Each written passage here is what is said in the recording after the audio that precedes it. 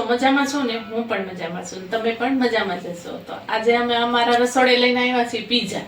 તો આજે આપણે પીઝા બનાવીશું ઘરે. આ રોટલા આપણે તૈયાર લાવ્યા છીએ પીઝાના. આપણે પહેલા હવે સોસ બનાવીશું. એની માટે આપણે પહેલા ટમેટો સોસ લઈશું 2 ચમચી.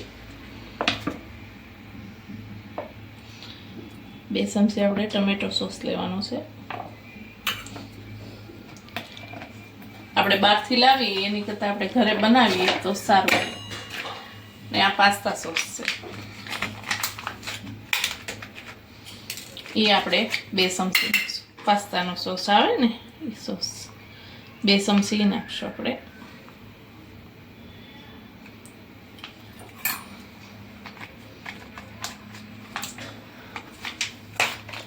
ને આપણે 2 ચમચી મેયોનીઝ લઈશું.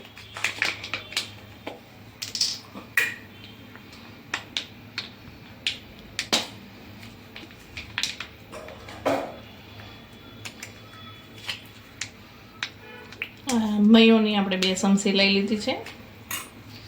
બધું આપણે મિક્સ કરી દઈશું.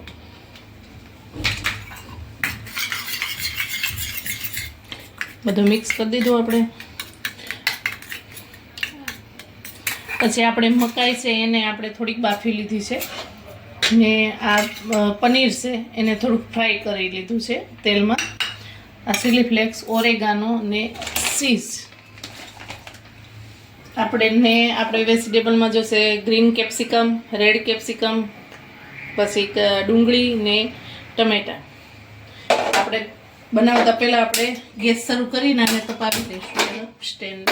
તમારી પાસે ઓવન ન હોય તો આપણે આવી રીતે પણ મૂકી શકીએ. એક લોઢી લેવાની છે, એની ઉપર આ સ્ટેન્ડ રાખી દેવાનું. આપણે આ બધું પાથરીએ ત્યાં સુધીમાં આપણી લોઢી તપી જશે. આપણે પહેલાં આવી રીતનું પેકેટ મળે છે એવી રીતે લઈ આવવાનું પેકેટ. ઘરે ફટાફટ પીઝા બની જાય.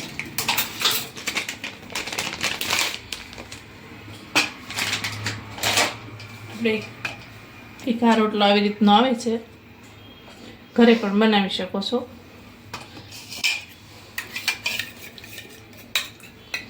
આપણે જે સોસ બધા મિક્સ કર્યા ને એ સોસ લેશું, એમાં પાથરી દઈશું.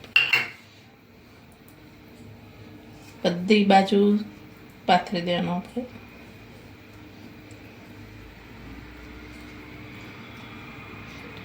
પાથરી દેવાનું છે.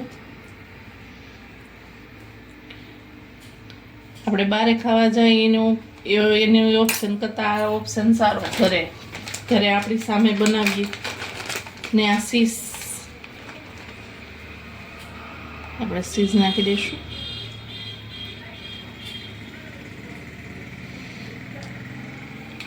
અત્યારે તો બધાને પીઝા અને પાસ્તા બહુ જ ભાવે છે બધાને. હવે આપણે પનીર જે ફ્રાય કરેલું પનીર છે ને એ નાખી દઈશું.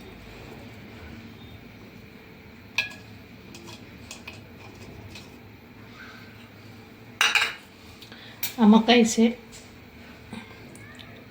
બફેલી મકાઈ. હવે આપણે કેપ્સિકમ નાખશું.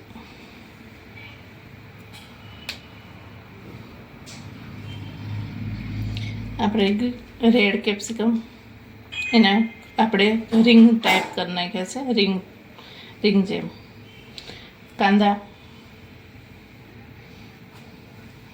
ટમેટા,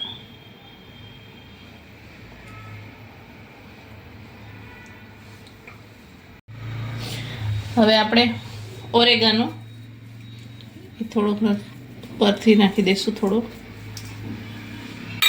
ને આ ચીલી ફ્લેક્સ જેટલું તમારે તીખું ખાવું હોય એ પ્રમાણે નાખવાનું. છોકરાઓને ખાવું હોય, નાના છોકરાને, તો ઓછો નાખવાનો. આપણું સ્ટેન્ડ પર તપી ગયું છે. આપણે હવે એની ઉપર આ મૂકી દઈશું. ધીમા ગેસે, એકદમ ધીમા ગેસે રાખવાનું છે. ને ઉપરથી થોડુંક ચીઝ આપણે નાખી દઈશું.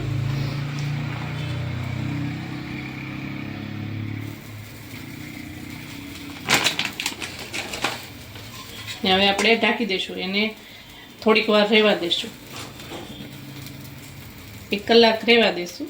હવે આને આપણે ઢાંકી દઈશું જ્યાં સુધી ચીઝ છે એ મેલ્ટ ના થાય ને ત્યાં સુધી આપણે એને રહેવા દઈશું. તો આપણે એને ઢાંકી દઈશું. ધીમા ગેસે જ રાખવાનું છે, એટલે એ ઓવનનું કામ કરે ધીમા ગેસેથી, એટલે આપણે એને ધીમો ગેસ રાખવાનો, એટલે ચીઝ બધું મેલ્ટ થઈ જાય. કરી લેશું. આપણો પિઝા થઈ ગયો છે કે નહીં? આજે થઈ ગયો છે ને મસ્ત. આપણે હવે એને બહાર કાઢી લઈશું. મસ્ત સડી ગયો છે અને ચીઝ પણ મેલ્ટ થઈ ગયું. આપણે ડીશમાં લઈ લઈશું. એવી જ રીતે પાછો આપણો બીજો પીઝો તૈયાર છે એ મૂકી દઈશું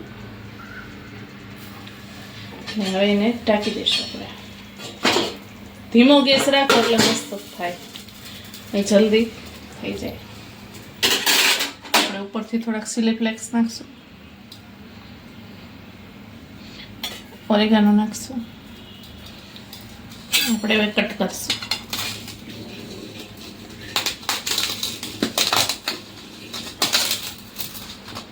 જો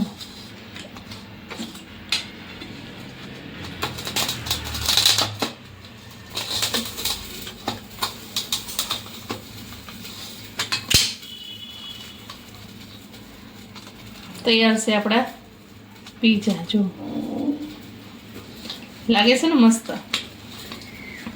બધી કોરથી મસ્ત થઈ ગયા છે. તૈયાર થઈ ગયા છે પીઝા આપણા, અને ચીઝ પણ મેલ્ટ થઈ ગયું છે મસ્ત. તૈયાર છે આપણા પીઝા.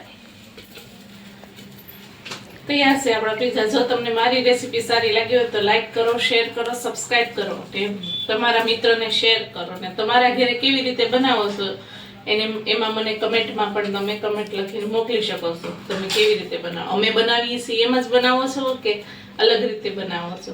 ભલે મિત્રો, બાય.